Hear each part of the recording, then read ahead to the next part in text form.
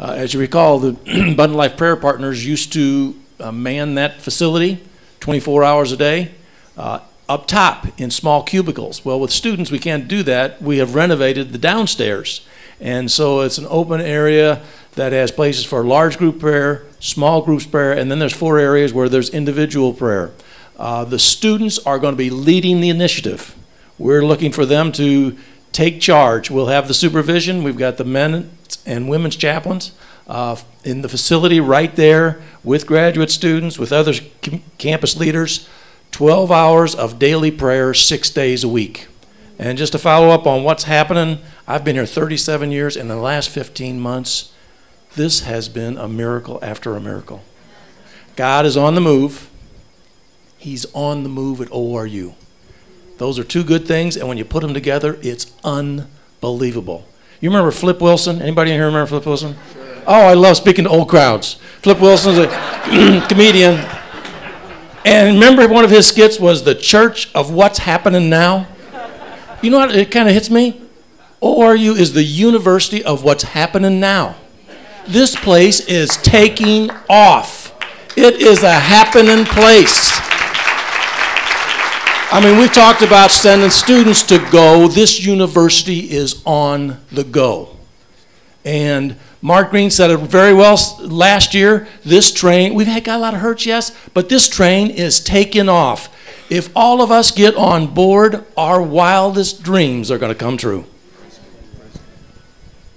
I don't really have a question, but I just want to, the speaker previous to me was expressing his hurt, and I was here during similar years, 1979 to 1983, and my husband was 1980 to 1984. And, you know, there were hurts, and yet I feel like God worked through those when we were here. We left with a really good experience, and we are what the alumni department calls a legacy family, because we've invested our children here. Our son is a senior, so he came before these last 15 months. He chose ORU. We didn't make him come. He chose it over several other top Christian schools in this part of the country, and he was really impressed with the business department, and that's why he chose this school. And then our second son has followed and is in the music department.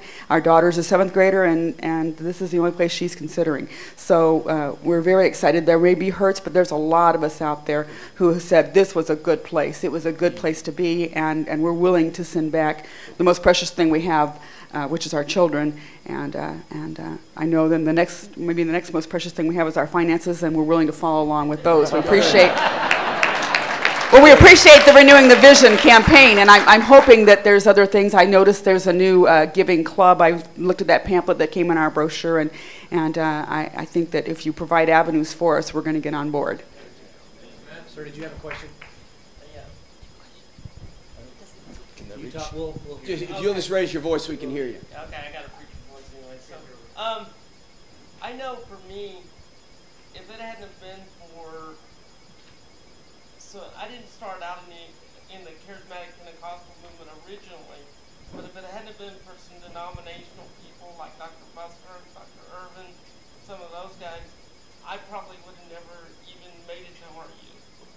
And I spent a lot of time here. Dr. Fagan knows. I think they were afraid I was never going to leave.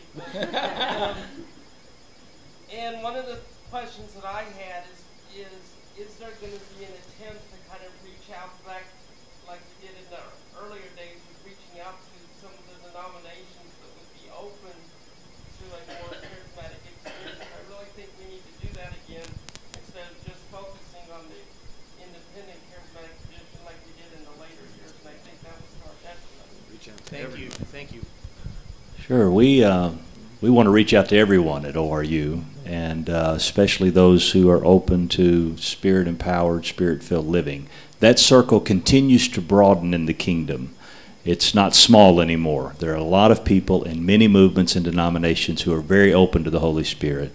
And our hope is we reach out to everyone, not forcing anyone to experience the power of the Holy Spirit, but inviting everyone to enjoy God's presence and Spirit. So yes, in fact, in some of the discussions that we're already in with the Spirit empowerment, the spectrum is very broad, from Lutheran and Catholic all the way to very traditional Pentecostal, and also to some of the core of the university over the last few years as well. So we're hoping everyone will get involved in this process, and we can expand our funnel again here at ORU to reach out kingdom-wide. So. Thank you. I appreciate you staying. You've been very kind, very patient. I would like to say one thing in closing, because it came up several times today, and that's about healing. You know, and this is a healing university.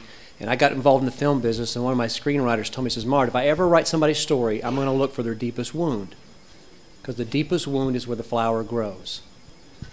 So in Corinthians, it tells us God heals us, and then he brings somebody alongside us so that we can heal them. All right? So that's part of what we are here at ORU. Let's heal people. And we have different people. Some have scars that are not healed yet. It's going to take time. It's going to take you speaking to them. Some of you have already said, some of you are excited. You're back. You're excited about ORU, but be patient. As I told last year, the train's left the station. Some are going to get on now. Some are going to get on later. But they're going to get on this train because they're going to see the healing that's there. But we need your help. We're all together.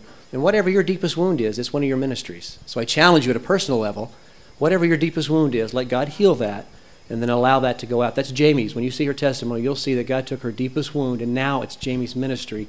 And I honor her for that, and I honor ORU for that. So if you are hurt here, if you need healing, let's get the healing, and then we can allow that to go out. So we need you. You're all ambassadors to help us. Thanks for coming, and we'll see you at 3 o'clock at the prayer, the 4:30, and then the ball game tonight. So let's all do it together.